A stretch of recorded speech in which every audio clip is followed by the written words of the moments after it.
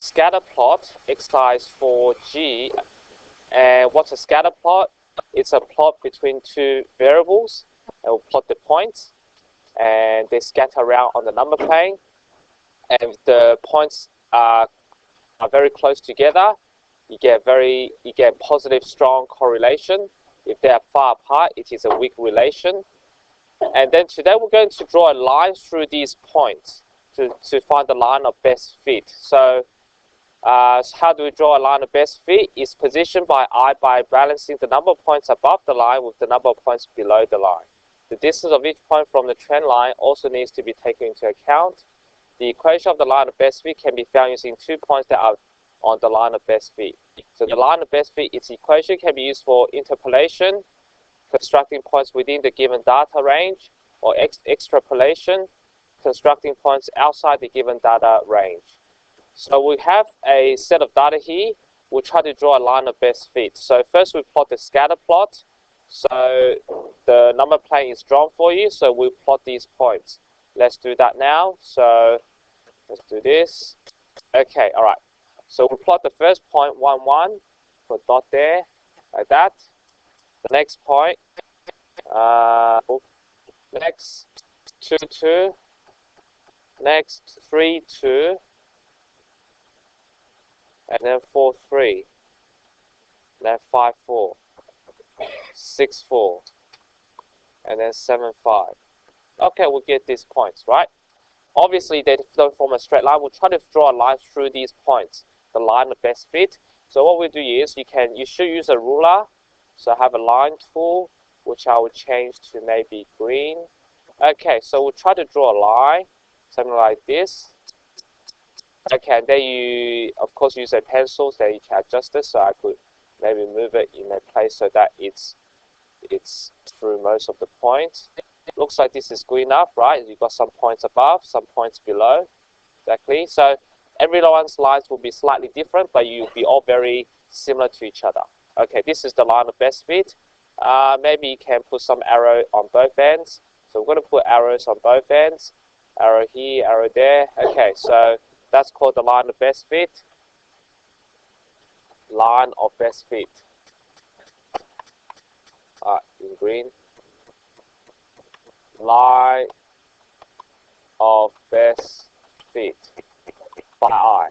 So you look at it, you try to draw a line of best fit. Yep.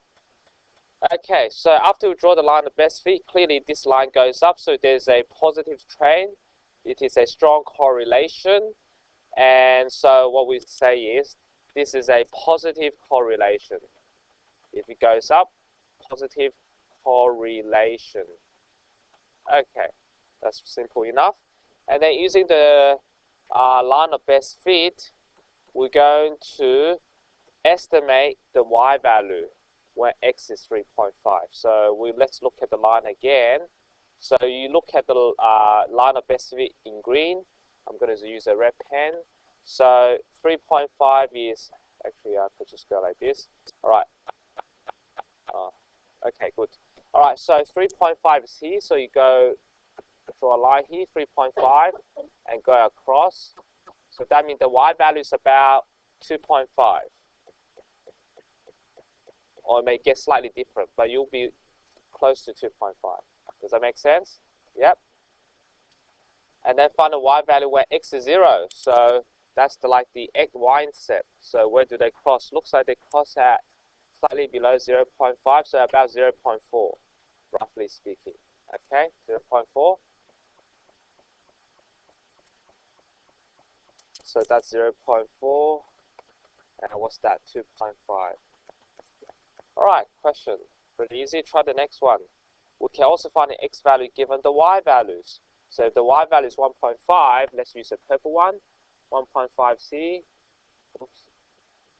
1.5. And then go down. So roughly 2. I think maybe. Must roughly 2. 2. X is 2. Alright. Okay, let's continue. X is, find the x value where y is 5.5. So we're going to go 5.5 on the number plane. So 5.5 is here. Go across. and then we'll go down. So it's roughly it's almost 8, so about 7.8 perhaps. 7.8 it is. Any question? So it's very easy. Okay, actually that's x equal. Alright, so this is the use of line of best fit. It helps you to estimate the values beyond these points, right? We can estimate the values in between the points or outside the points. Alright, very good. Any questions? So it's very easy. Yep.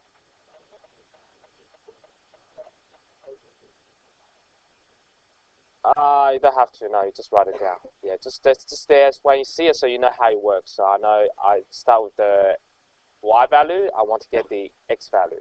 Yeah. All right. Good question. Yeah. You don't have to. Yeah. All right. Let's move on. Next page. Okay. Now we're going to find the equation of the line of best fit, because in this example it's drawn for you. So everyone's answer will be the same. They give you 2 points. Okay. So using these 2 points, we can find the equation of the line. So how do we find the equation of the line? So we use a formula. We first have to find the gradient. Remember, the gradient formula is y2 minus y1 over x2 minus x1. Yes? Now, which one's x2, y1, x1, y1? So call this x1, y1. This is x2, y2. Okay, so you write down 60 minus 30. This is y2 minus y1 over 60 minus 40, which is the x2 minus x1. Using a calculator or do it by hand, which you can do by hand, 30 over 20, which is 3 over 2. So the answer is 3 over 2. That's the gradient. And once you got the gradient, I could work out the equation using this formula called the point gradient form. Hopefully you still remember point gradient form. So why is the point gradient form used?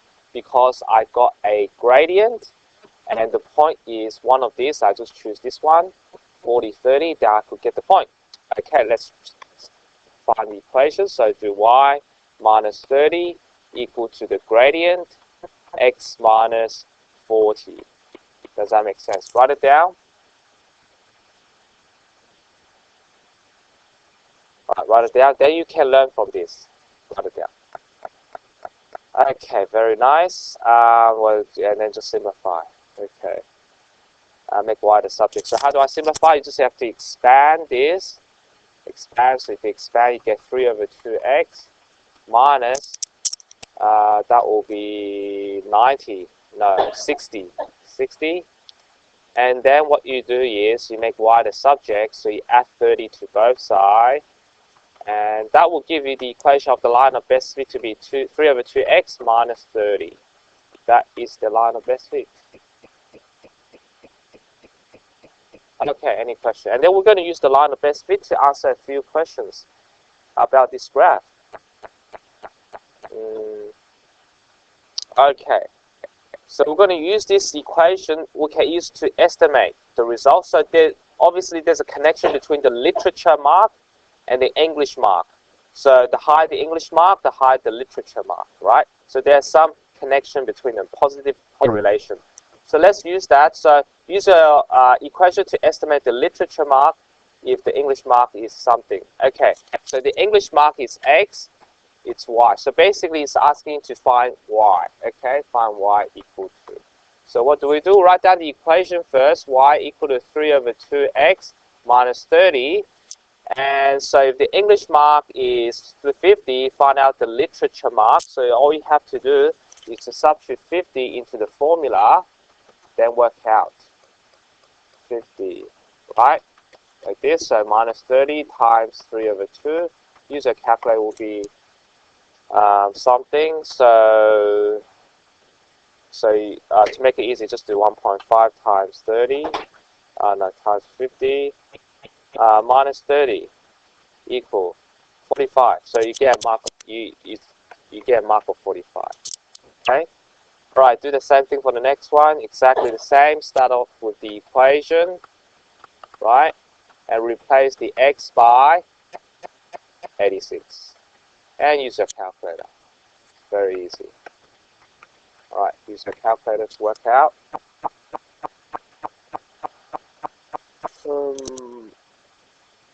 Oh, actually, sorry, it should be percentage, isn't it? 45%, and the other one, Use your calculator.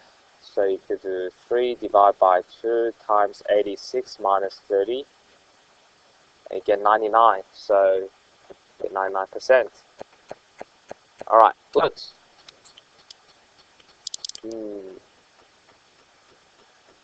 It's funny that if you get a mark of 86 in English, you get a high mark in literature, whereas when you get a mark of 50 in English, you don't get as high as English, isn't it? Yeah. Alright, okay, let's move on. Our next question. Now we're going to estimate the English mark given the literature mark. So we have to find x equal to question mark. So we've got y equal to 3 over 2x minus 30. In this case, you have to replace the y by 42. That's the literature mark. And then solve for x. Now, how do you solve for x? You have to solve the equation by adding 30 to both sides.